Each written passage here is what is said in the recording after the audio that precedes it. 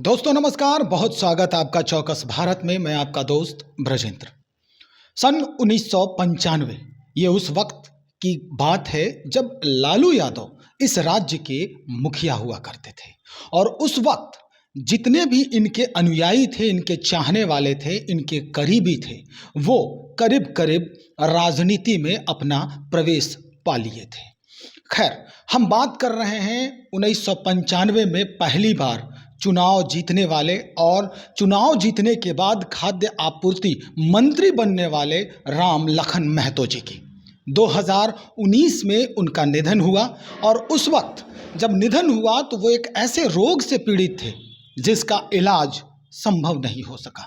खैर, आज इस बनिस्बत बात करने का एक और मुद्दा इसलिए है कि आज उन्हीं के पुत्र जो हैं आज हमारे साथ हैं।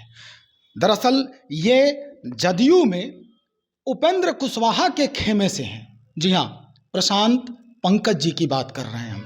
प्रशांत पंकज जी से बात करने के पहले हम आपको एक बात और बता दें कि वर्तमान में जो राजनीतिक माहौल है, जिस तरह की गर्माहट देखी जा रही है, ये उपेंद्र कुशवाहा के इर्द गिर्द ही घूमते नजर आ रहा है। और जब भी इस तरह की बातें बाहर निकल रही है उपेंद्र कुशवाहा के तरफ से, तो ये एक अलग तरह का माहौल राजनीतिक गलियारे में पैदा कर रहा है। प्रशांत पंकज जी आज कुछ बताने वाले हैं और ये बात इनसे इतनी बड़ी बात ये बताने वाले हैं, शायद आप सुनेंगे तो चौंक जाएंगे। चलिए, क्या कुछ बात हो रही है, बिना समय हम गंवाएं सीधा इनसे मुखातिब होते हैं और जानने का प्रयास करते हैं। प्रशांत पंकज जी, बहुत स्वागत आपका चौकस भारत में। बहुत बहुत धन्यवाद आपको। सर, कुछ खुलासा करने वाले हैं आप, क्या कुछ चल रहा है राजनीतिक माहौल में और क्या लग रहा है आपको उपेंद्र कुशवाहा को किस तरह से या तो अंधकार में रखा गया है या फिर उपेंद्र कुशवाहा कहीं और जाने की बात कर रहे हैं? देखिए, उपेंद्र कुशवाहा जी के कहीं और जाने की कोई बात ही नहीं उठती है। बात तो यहाँ पे उठ रही है कि यहाँ पे पार्टी को हम लोग मजबूत करने के लिए लगातार, अब देखिए यहाँ पे जब उपेंद्र कुशवाहा जी पार्टी में आए तो पार्टी में आने के बाद पूरे बिहार की यात्रा किए। हजारों किलोमीटर एक कार्यकर्ता के घर, दूर सुदूर जहाँ पे एक कार्यकर्ता याद कर रहा है, उसके कार्यकर्ताओं के घर पहुँचने का काम कर रहे हैं। तो हम लोग का उद्देश्य था कि पार्टी को कैसे मजबूत करें।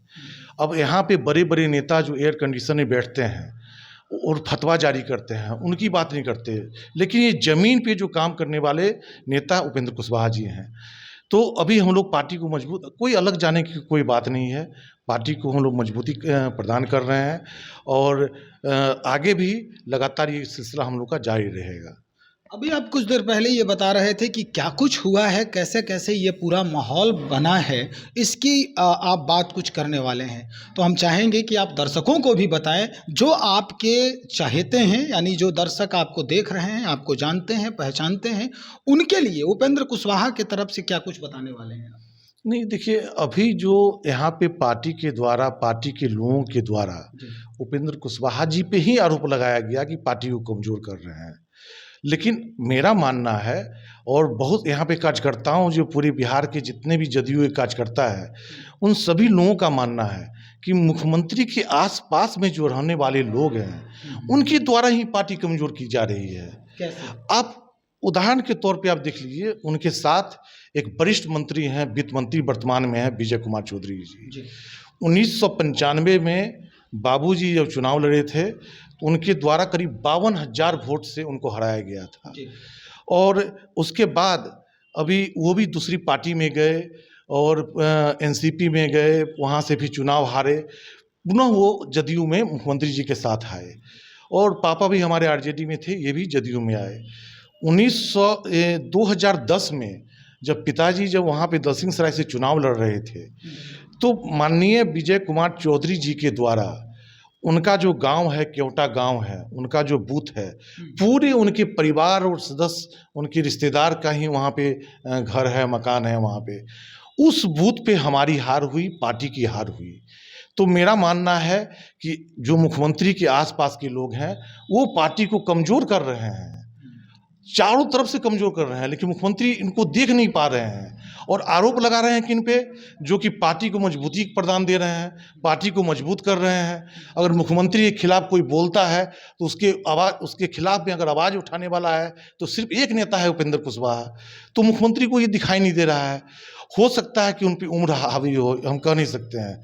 ऐसा नहीं, व्यक्तिगत रूप से हम मुख्यमंत्री का सम्मान करते हैं, पूरी आस्था उनके साथ में है, लेकिन उनके द्वारा अभी जो डिसीजन लिया जा रहा है, उनके आसपास के लोगों का प्रभाव है, यही मेरा मानना है। मुख्यमंत्री तो कह रहे हैं कि उपेंद्र जी अपने मन से आए हैं और अपने मन से जहां जाना है उनको चले जाएं, कोई रोक टोक नहीं है पार्टी की तरफ से। यही बात लेकर तो विवाद है।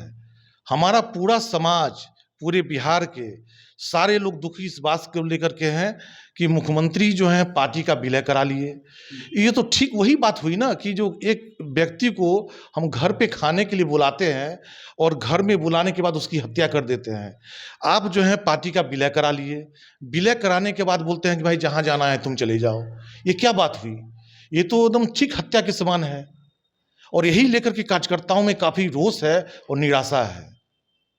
अचानक से तब सुर बिगड़ा उपेंद्र कुशवाहा जी का जब वो ऐलान कर दिया, यानी राज्य के मुखिया जो हैं अपने नीतीश कुमार जी ऐलान करते हैं कि अब जो है हम इनके नेतृत्व में, यानी तेजस्वी यादव के नेतृत्व में अब हम सरकार का गठन करेंगे। उसके बाद जो है उपेंद्र कुशवाहा जी का सुर बिगड़ गया है और इसी से नाराजगी जाहिर हो रही है। नहीं, माननीय नेता उपेंद्र कुशवाहा जी का निश्चित रूप से ये कहना है कि भाई आपने जो बताया कि 1900 जो अगला जो विधानसभा का चुनाव होगा उसमें तेजस्वी यादव के नेतृत्व में लड़ा जाएगा, तो इनका कहना था कि भाई एक पार्टी की बैठक बुलाइए, आप आम कार्यकर्ताओं की राय लीजिए। आप बिना राय लिए आप फैसला करने वाले कौन होते हैं? अकेला अगर आप फैसला लेते हैं, ये पूरा पार्टी के अंदर इसे नहीं होता है। तो ये तो सिंपल मांग किए थे कि भाई सभी की राय लीजिए, उसके बाद आप फैसला कीजिए कि भाई कार्यकर्ताओं की क्या राय है।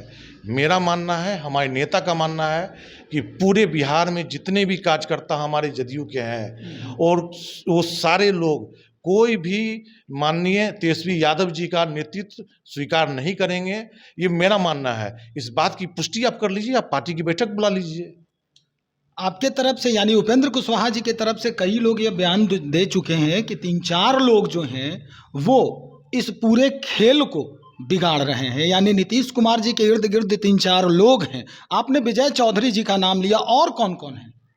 आप तो देखते हैं अभी समाधान यात्रा पे हैं मुख्यमंत्री। एक साइड में विजय चौधरी जी रहते हैं, एक साइड में माननीय संजय झा जी हैं, एक साइड में अशोक चौधरी जी रहते हैं और इन सब के ऊपर में बैठे हुए हैं हमारे माननीय राष्ट्रीय अध्यक्ष ललन सिंह जी।